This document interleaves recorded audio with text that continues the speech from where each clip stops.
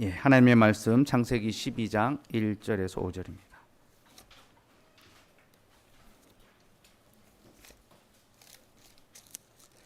창세기 12장 1절에서 5절입니다. 하나님의 말씀을 들으시기 바랍니다. 여호와께서 아브라함에게 이르시되 너는 너의 고향과 친척과 아버지의 집을 떠나 내가 내게 보여줄 땅으로 가라. 내가 너로 큰 민족을 이루고 내게 복을 주어 내 이름을 창대하게 하리니 너는 복이 될지라. 너를 축복하는 자에게는 내가 복을 내리고 너를 저주하는 자에게는 내가 저주하리니 땅의 모든 족속이 너로 말미암아 복을 얻을 것이라 하신지라. 이 아브라함이 여호와의 말씀을 따라갔고 롯도 그와 함께 갔으며 아브라함이 하란을 떠날 때에 75세였더라. 아브라함이 그의 아내 사레와 조카 롯과 하란에서 모은 모든 소유와 얻은 사람들 이끌고 가나안 땅으로 가려고 떠나서 마침내 가나안 땅에 들어갔더라. 아멘. 하나님, 오늘도 우리에게 말씀해 주셔서 감사합니다. 하나님께서 아브라함을 부르시고 아브라함이 그 말씀에 순종하였다는 말씀을 들려주셨으니 이제 이 말씀으로 예수 그리스도에 관한 복음의 말씀을 우리에게 가르쳐 주옵소서. 예수님의 이름으로 기도드리옵나이다. 아멘. 하나님 말씀을 전하겠습니다. 지난주일 오후에 제가 우리 신명자매 편지를 소개했었죠. 신명자매가 이제 떠나면서 또 교회에 대한 감사의 마음을 편지로 썼습니다. 이제 그 내용은 자신이 하나님에 대한 어떤 불신과 신앙에 대한 회의감에 사로잡혀 살아왔었는데 포항 장로교회에 와서 말씀을 들으면서 하나님에 대한 믿음의 확신이 생겼고 자신의 삶의 그 모든 어두움과 우울함이 극복이 되고 이제 새로운 삶을 살게 되었다. 그래서 정말로 매주일 말씀을 듣는 것이 너무 행복하고 기뻤다. 눈물이 날 만큼 기뻤다. 그렇게 편지를 썼더라고요. 제가 설교 예배 자리에서는 이제 그걸 다 읽지 못했는데 그 얼굴로 다 읽지 못했는데 마음에 그런 기쁨이 있었다 하더라고요. 제가 여러분들을 볼 때에도 지금 마음으로 정말 눈물겹게 행복하게 설교를 듣고 있구나라고 그렇게 믿고 이제 설교를 하고 있습니다. 어쨌든 말씀을 듣는 시간이 너무 행복했고 또 매주일 말씀이 기다려졌다. 그렇게 이제 편지를 썼더라고요. 그 피드백을 통해서 저도 사실 큰 힘과 위로를 얻었습니다. 여러분, 말씀을 전하는 자는 말씀을 듣는 자들과 함께 나눌 때에 위로를 얻게 됩니다. 여러분들이 저에게 피드백을 나눔을 많이 해주시면 제가 이제 위로를 많이 얻게 되고 더 힘을 얻어서 말씀을 전할 수 있겠죠. 지난 주 중에도 한 지체가 이제 저에게 카톡을 이제 하나 보냈더라고요. 목사님 안녕하세요. 주일 말씀 다시 들으면서 또 다시 은혜 받아서 연락드려요. 유튜브 영상으로 다시 이제 설교 들으면서 은혜를 받았다는 겁니다. 정말로 하나님을 믿게 하신 그때부터 지금까지 흔들리지 않은 적이 없습니다. 세상을 등지고 아예 눈을 감고 살 때에는 제 안의 욕심도 잘 보지 못했습니다. 그렇지만 눈을 뜨고 발을 땅에 붙이고 힘든 상황들이 다가오며 자신만 생각하는 저의 진정한 비참함이 드러났습니다. 그렇지만 여전히 하나님께서 말씀하시니 다시 한번 결심하고 이전의 삶에서 떠나기를 애써 보려 합니다. 비록 오늘도 세상을 바라보며 두려워하고 뒤돌아보고 후회도 했지만 그래서 더 주의를 기다리고 교회에 속함을 감사합니다. 저를 의지할 수 없음이 명백합니다. 하나님의 나라로 부르시고 끝까지 인도하시는 하나님께 귀 기울이고 그 말씀으로 먹고 마시기를 다시 소망하고 구합니다. 완악한 귀에게도 매주일 들려주시는 큰 복음의 은혜가 많은 성도들에게도 전해지고 함께 하나님의 나라를 꿈꾸게 되기를 기도합니다. 여러분, 그렇습니다. 하나님의 말씀이 주저하고 두려워하고 후회하며 살아가는 우리에게 다시 새 소망을 주고 다시 앞으로 나아갈 힘을 주고 우리가 어디를 향해 가야 하는지를 지시하고 가르쳐 줍니다. 그래서 여러분, 오직 하나님의 말씀만이 우리의 가슴을 뛰게 하고 우리의 삶을 이끌어가는 힘이 됩니다. 그럼 여러분, 하나님의 말씀이 우리의 가슴을 뛰게 하고 우리의 삶을 이끌어가는 이유가 무엇입니까? 그 하나님의 말씀이 그리스도에 관한 복음이기 때문입니다. 여러분, 설교가 우리의 가슴을 뛰게 하는 것은 그것이 사람의 말과 교훈에 관한 가르침이 아니라 예수 그리스도의 복음에 관한 것을 가르쳐 주기 때문입니다. 그러니 여러분, 설교자의 직무가 무엇입니까? 설교자는 사람의 말과 교훈이 아니라 오직 예수 그리스도의 복음만을 전파해야 합니다. 이는 곧 모든 본문 속에서 예수 그리스도를 전하는 것입니다. 에드문드 클라운이라는 신학자가 있는데요. 이 신학자가 설교자는 성경의 모든 본문에서 그리스도를 설교해야 한다. 이것이 설교자의 책무다라고 했습니다. 하나님께서 성경 안에 그리스도에 관한 말씀을 감추어 두셨기 때문에 설교자는 그것을 찾아서 전해야 한다라는 거죠. 그 모든 본문에서 예수 그리스도를 찾아 전하는 것이 설교자의 직무라는 겁니다. 저는 오늘 그 직무에 충실하기를 원합니다. 그래서 하나님께서 아브라함의 이야기 속에 감추어 두신 예수 그리스도에 관한 복음을 전하려 합니다. 핵심은 아브라함이 본토 친척 아버지의 집을 떠났던 것처럼 예수 그리스도께서 하늘의 아버지의 집을 떠나 우리에게로 오셨다라는 사실입니다. 아브라함이 본토 친척 아버지 집을 떠나 하나님이 지시한 땅으로 간 것은 하늘의 아버지의 집을 떠나 하나님께서 지시하신 땅으로 오신 예수 그리스도를 우리에게 보여주고 있습니다. 그래서 오늘 설교 대지는요. 첫째, 예수님은 아버지의 집을 떠나셨습니다. 둘째, 예수님은 우리에게로 오셨습니다. 셋째, 예수님은 우리를 아버지의 집으로 데려가십니다. 이 세 가지입니다. 첫째, 예수님은 아버지의 집을 떠나셨습니다. 아브라함 본토 친척 아버지의 집을 떠나 하나님이 지시한 땅으로 갔습니다. 여러분, 아브라함에게 있어서 본토 친척 아버지의 집은 어떤 곳이었습니까? 거기는 안전한 보호가 있고 안락한 삶이 있고 더 나은 미래가 있는 곳이었습니다. 그게 땅에 있는 아버지의 집이었습니다. 근데 하나님은 거기로부터 그를 불러내셨습니다. 왜 아브라함을 그곳으로부터 불러내셨을까요? 여러분, 거기에는요, 하나님의 보호가 없었기 때문입니다. 그곳은 아버지의 보호는 있었지만 하나님의 보호는 없었습니다. 그래서 하나님이 그를 거기로부터 불러내신 것입니다. 여러분, 하나님의 보호가 없는 곳에는요, 영원한 보호가 없다는 것을 알아야 합니다. 땅에 있는 아버지는 우리를 보호해 줍니다. 하지만 그 보호는 잠시의 보호일 따름입니다. 영원한 보호가 아닙니다. 어젯밤에 우리 시온이가 저에게 카톡을 하나 보냈습니다. 휴대폰 케이스를 판매하는 사이트 주소를 링크로 걸어서 저한테 보냈습니다. 사달라는 거죠. 그리고 그 밑에 감사합니다라는 톡을 보냈어요. 이게 감사합니다 이거 없었으면 이제 탈락할 뻔했는데, 야, 그 감사합니다 그 딱 짧은 카톡 하나가 링크를 딱 접속하게 만드는 힘이 있는 거죠, 그죠? 예. 아버지가 이것을 사줄 것을 믿고 고백하는 거죠, 그죠? 이 예정된 교리, 그죠? 감사합니다. 여러분, 아버지는 자녀를 보호하고 그 필요를 채워주는 존재입니다. 하지만 어떤 아버지도 자기 자녀를 영원히 보호하지는 못합니다. 그리고 이것이 바로 세상이 우리에게 주는 유익의 실체입니다. 세상 우리에게 만족을 줍니다. 더 나은 삶을 또 주기도 합니다. 안전한 거처를 마련하기도 합니다. 하지만 여러분, 그것은 잠시의 안전이고 잠시의 만족이고 잠시의 즐거움일 따름입니다. 결코 영원한 것이 아닙니다. 영원한 안전함과 만족과 즐거움이 어디에 있습니까? 오직 영원하신 하나님 안에만 있습니다.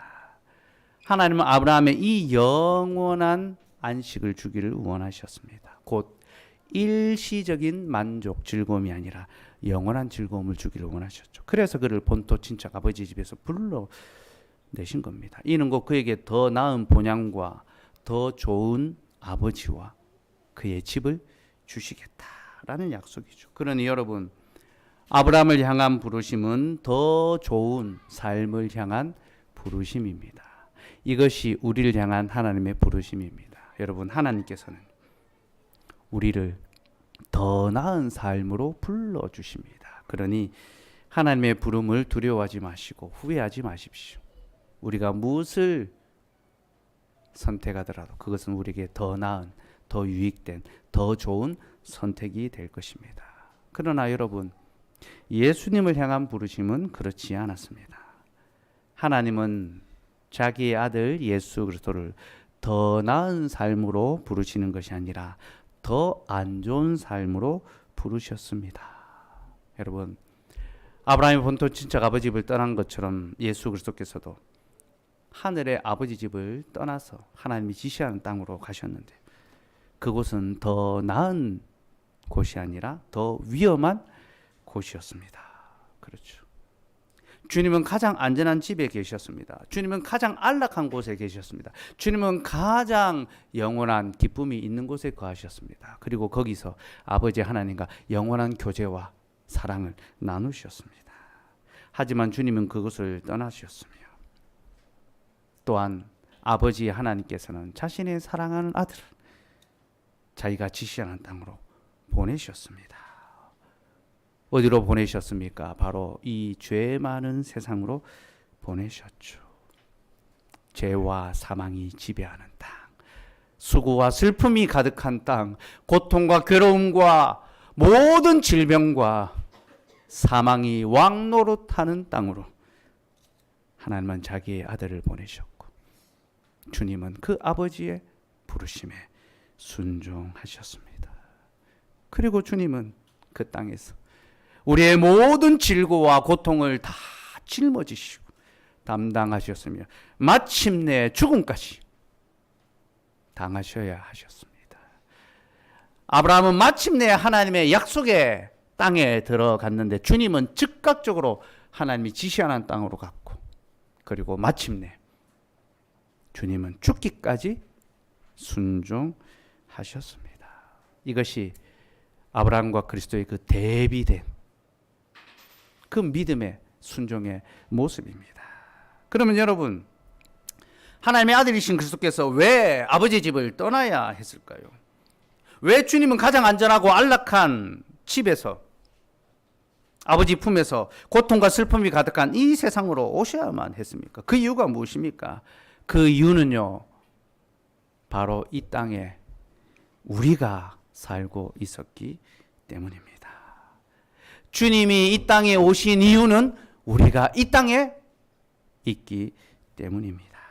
여러분, 주님은 우리를 찾기 위하여 이 땅에 오셨습니다. 그러면 왜 주님이 우리를 찾으러 이 땅에 오셨습니까? 우리가 뭐길래 우리를 찾으러 이 땅에 오신 주님의 목적이 무엇입니까? 여러분, 주님이 우리를 찾으러 이 땅에 오신 건 우리가 바로 주님의 신부였기 때문입니다. 그리스도의 신부였기 때문입니다. 여러분, 성경은 교회를 가리켜 그리스도의 신부라고 합니다. 우리는 그리스도의 신부입니다. 이 신부됨은 우리에게 그럴 만한 자격이 있어서 된 것이 아닙니다. 그리스도께서 우리를 신부로 택해 주셨기 때문에 하나님께서 우리를 그리스도의 신부로 선택해 주셨기 때문에 우리가 그리스도의 신부가 된 것이며 신부된 우리가 이 땅 가운데 죄악 가운데 살아가고 있었기 때문에 주님이 자기의 신부가 있는 곳으로 찾아와 주셨습니다. 신랑은 신부가 있는 곳으로 찾아오는 사람이에요. 이것이 그리스도의 성육식 사건의 또 다른 한 측면입니다. 우리를 사랑하여 우리를 구원하러 이 땅에 오신 것과 함께 우리를 사랑하여 우리를 그리스도의 신부로 맡기 위하여 주님이 신부가 있는 우리에게로 찾아와 주셨습니다. 성경은 우리에게 이러한 복음을 가르쳐 줍니다. 에베소서 5장 31절 32절 말씀 봅시다.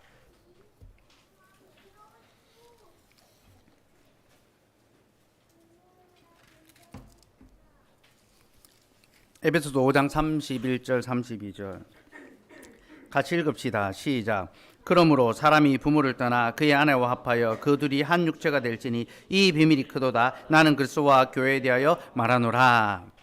자, 에베소서 5장에서 바울이 남편과 아내의 관계에 대해서 쭉 설명을 합니다. 남편들은 아내 사랑하길 그리스도가 교회를 위하여 자기를 주신 같이 사랑하라. 아내들에는 남편들에게 복종하기를 교회가 그리스도에게 복종하는 것처럼 복종하라. 그렇게 남편과 아내의 관계에 대해서 쭉 설명하다가 그 마지막 결론에 이르러서 구약 성경을 하나 딱 인용합니다. 에베소 5장 31절 밑에 그 표시가 돼 있죠, 그죠? 인용된 구절. 그 표시가 없는 성경 그거 갖다 버리십시오. 그 교만한 성경 어디서 인용되는지 표시가 떠 있어야 됩니다. 휴대폰으로 보시면 안 됩니다. 그거 안 보입니다. 성경은 반드시 책으로 봐야 됩니다. 알겠죠? 책으로. 바울이 구약 본문을 하나 딱 인용합니다. 어디입니까? 창세기 2장 24절.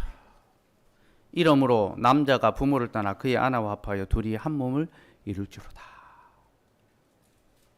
하나님이 하신 첫 번째 주례사입니다. 그죠?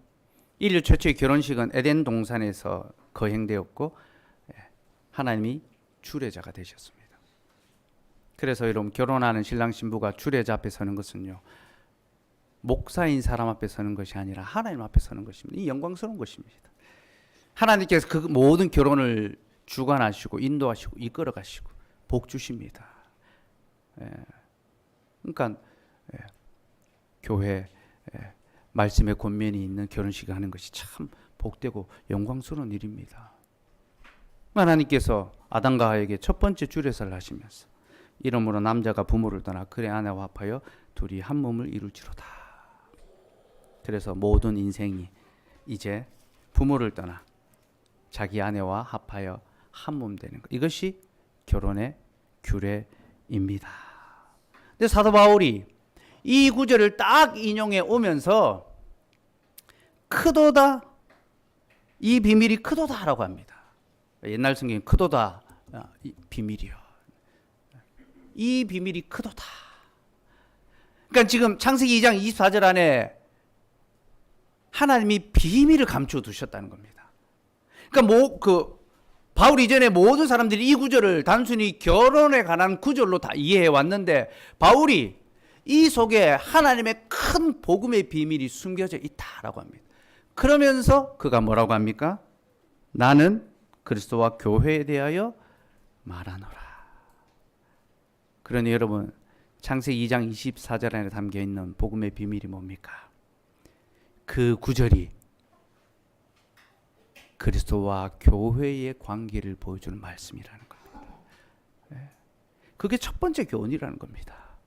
그러니까 남편과 아내의 관계에 대해서 보여주는 것이 첫 번째 목적이 아니라 하나님이 이 구절을 통하여 보여주기를 원하시는 것은 그리스도와 교회가 신랑과 신부로 함께 연합되어 있다. 한 몸이다라는 것을 가르쳐 주기 위하여 결혼이라는 제도를 사람에게 주셨다는 겁니다. 그러니 사람이 결혼의 제도를 통하여 무엇을 알아야 됩니까? 그리스도와 교회의 그 관계와 그 사랑을 깨달아야 됩니다. 그래서 하나님이 짝지은 것을 사람이 나누지 못한다고 합니다. 왜 그렇습니까? 하나님께서 자신의 신부된 교회를 택하시고 사랑하시고 결코 나누지 않으시니까 우리가 그 관계를 끊을 수가 없는 거죠. 그죠? 이혼을 금하신 이유도 그런 의미에서 이해가 됩니다. 하나님은 우리를 사랑하시고 끝까지 붙드시는구나. 그러니 여러분 결혼을 통하여 남녀 간의 사랑을 확인하기 이전에 그리스도의 사랑을 먼저 확인하시기 바랍니다.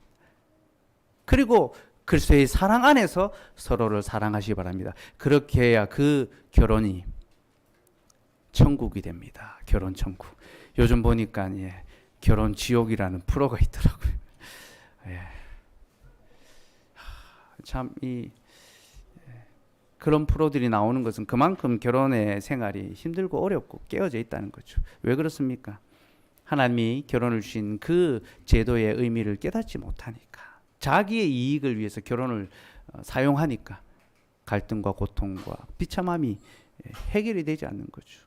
여러분, 결혼은요, 그리스도와 교회의 그 관계를 우리에게 보여주시기 위해서 인간에 주신 제도입니다. 그리고 그 결혼의 약속을 하나님께서는 먼저 자신이 성취하십니다. 순종하십니다. 남자가 부모를 떠나 그 아내와 합하여 신랑 되신 주님이 아버지를 떠나 자기 신부를 얻기 위하여 이 땅에 오신 겁니다. 네? 여러분 참 놀라운 고백 아닙니까? 그죠? 네. 남자가 부모를 떠나 그 아내와 합하여 한 몸이 되라. 그리스도께서 먼저 순종하심으로 아버지 집을 떠나 신부된 우리를 찾아오셨고 하나 되기를 원하십니다. 그게 사도 바울이 우리에게 가르쳐주는 복음의 비밀입니다. 주님은 바로 이 구절의 약속을 성취하기 위하여 아버지 집을 떠나 우리에게로 찾아오셨습니다. 근데 여러분, 우리가 한 가지 알아야 될 것입니다. 왜 주님은 자기의 신부를 찾기 위하여 아버지 집을 떠나야 했는가? 아버지 집안에서 찾으면 안 됩니까? 왜 자기 신부를 찾기 위하여 아버지 집을 떠나야 했습니까? 그 이유는요, 신부된 우리가 먼저 아버지 집을 떠났기 때문이죠. 우리가 아버지 집을 떠났습니다. 여러분, 하나님께서는 처음부터 우리를 자기의 신부로 만드셨습니다. 우리를 자신의 신부로 만드셨습니다. 그래서 우리에게 가장 좋은 집과 가장 좋은 복을, 사랑을 베풀어 주셨습니다. 하나님이 자기의 신부된 우리를 위하여 집을 신혼집을 만들었습니다. 에덴의 동산이죠.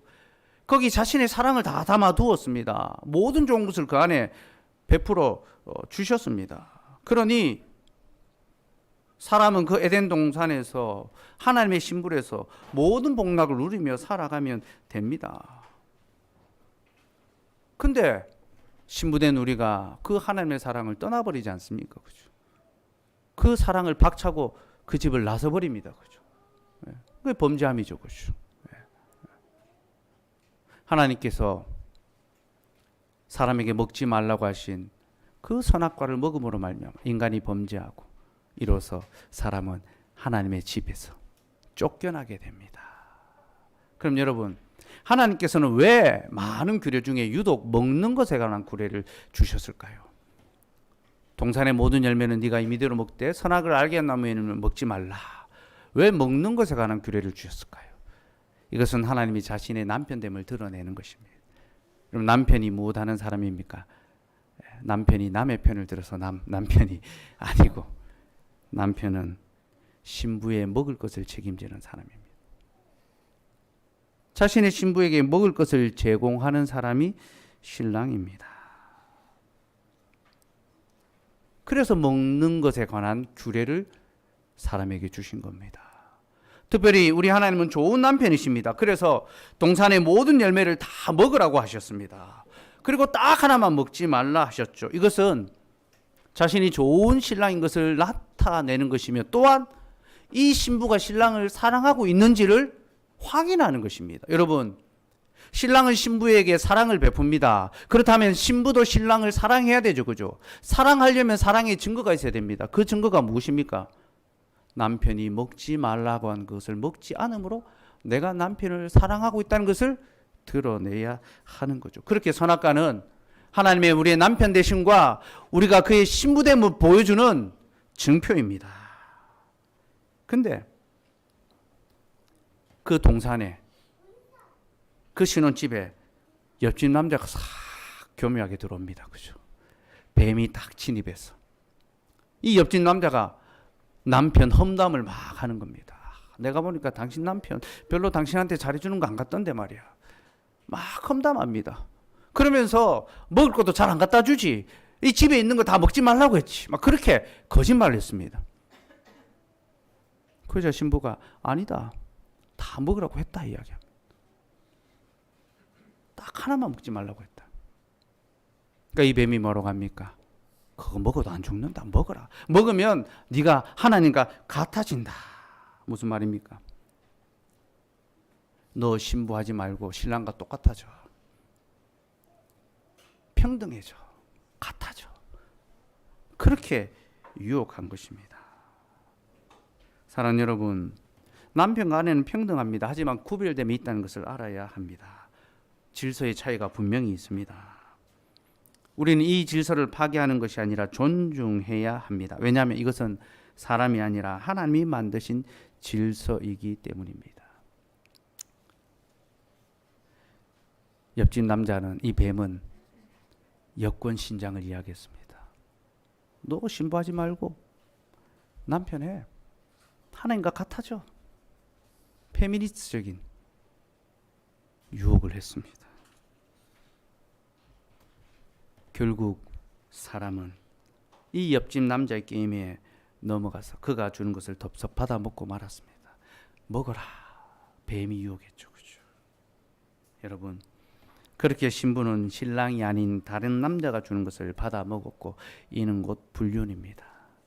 사람은 사단과 음행했으며 그가 주는 쾌락을, 일시적인 쾌락을 맛보았습니다. 음행한 거죠. 그리고 음행은 이혼의 사유가 됩니다.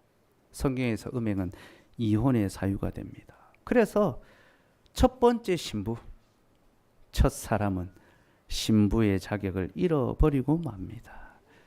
그리고 그는 더 이상 신부가 아니라 종이 되어 살아갑니다. 옆집 남자가 더 좋은 줄 알고 사탄을 따라갔는데, 사탄이 좋은 남편입니까? 아닙니다. 그는 아주 나쁜 남편입니다. 그는 가정폭력범이며 그는 가정파괴범입니다. 그는 사람을 자기의 종으로 부리며 온갖 고통과 괴로움을 다 당하게 했습니다. 여러분, 이것이 하나님의 품을 떠난 우리의 비참한 현실입니다. 신부로서의 모든 영광을 다 잃어버린 채 죄의 비참한 종노릇을 하며 살아가는 거죠. 그게 이 땅을 살아가고 있는 우리의 실질입니다. 그런데 그런 우리의 모습을 보고 그리스도께서 불쌍히 여기시고 우리에게로 오셨습니다. 우리는 음행했기 때문에 우리는 이혼당해야 마땅한 자들인데, 주님은 그런 우리를 이혼하지 않으시고 다시 자기의 신부로 맞아주시기 위하여 이 땅에 오셨습니다. 여러분, 이것이 주님이 이 땅에 오신 이유입니다. 세상과 불륜함으로 부정한 신부가 된 우리를 다시 자신의 거룩한 신부로 삼기 위하여 찾아오신 것이 바로 그리스도의 성육식 사건입니다. 그래서는 자기의 신부를 다시 찾기 위하여 자기의 생명까지 내어놓으셨습니다. 사단의 집에 오셔서 너 내 아내 데리고 있지? 풀어줘, 돌려줘. 사단이 이야기합니다. 몸값을 내놔야 된다. 우리 집에 왜 왔니? 왜 왔니? 꽃 찾으러 왔단다. 신부를 찾으러 오신 주님께 사단이 몸값을 요구합니다. 그 몸값이 무엇입니까? 신랑의 생명이죠. 너의 생명을 내어놓으면 내가 너의 신부를 놓아주겠다. 그렇게 그리스도께서는 자기의 생명을 내어주심으로 우리를 자신의 신부로 다시 사주셨습니다. 에베소서 5장 25절 27절 말씀 같이 읽읍시다. 시작. 남편들아 아내 사랑하기를 그리스도께서 교회를 사랑하시고 그 교회를 위하여 자신을 주신같이 하라. 이는 곧 물로 씻어 말씀으로 깨끗하게 하사 거룩하게 하시고 자기 앞에 영광스러운 교회로 세우사 티나 주름 같은 것이나 이런 것들이 없이 거룩하고 흠이 없게 하려 하심이라. 그리스도께서 자기의 신부된 교회를 사랑하사 어떻게 하셨습니까? 자기를 주셨습니다. 자기의 생명. 사도행전 20장에 보면요, 그리스도께서 자기의 피로 값주고 사셨다. 교회를 자기 피로, 자기 생명으로 값주고 사셨습니다. 그래서 깨끗하게 하시고 거룩하게 하시고 씻기셨습니다. 영광스러운 교회로 티나 주름 잡힌 것이 없이 거룩하고 흠이 없게 온갖 세상의 더러운 것과 바람나고 불륜하며 음행하며 더럽고 정욕 가운데 살아가는 비참한 우리를 예수 그리스도의 피로 씻기시고 정결하게 하시고 흠없는 어린 양의 신부로 삼아 주셨습니다. 그리고 자기의 신부를 다시 사신 주님은 그 신부를 데리고 아버지의 집으로 돌아갑니다. 여러분, 우리는 성경에서 아들이 신부를 얻기 위하여 아버지의 집으로, 아버지 집을 떠났다가 그 신부를 얻고 다시 아버지의 집으로 돌아오는 이야기를 많이 보게 됩니다. 구약에 많이 나오죠. 예수 그리스도께서 행하시는 사역을 예표적으로 보여주는 장면들입니다. 그리스도께서는 신부를 얻기 위하여 아버지 집을 떠나셨고, 모진 고난과 종살이, 마치 야곱이 하란에서 신부를 얻기 위하여 20년간 종살이 했던 것처럼 주님은 이 땅에서 종살이 하시고 죽기까지 자기의 몸값을, 신부의 몸값을 지불하심으로 우리를 자신의 신부로 다시 사서 우리를 데리고 아버지 집으로 데리고 가십니다. 그리고 거기서 우리에게 영원한 복락을 누리게 하시지요. 그러니 여러분, 교회는, 그리스도의 신부된 교회는 아버지 집으로 다시 돌아간, 은혜의 집으로 들어간 거룩한 성도들의 모임입니다. 우리가 이런 곳은요, 땅이 아닙니다, 여러분. 하늘의 아버지의 집입니다. 우리는 매주일 하늘에 있는 아버지 집으로 올라가고 있는 것입니다.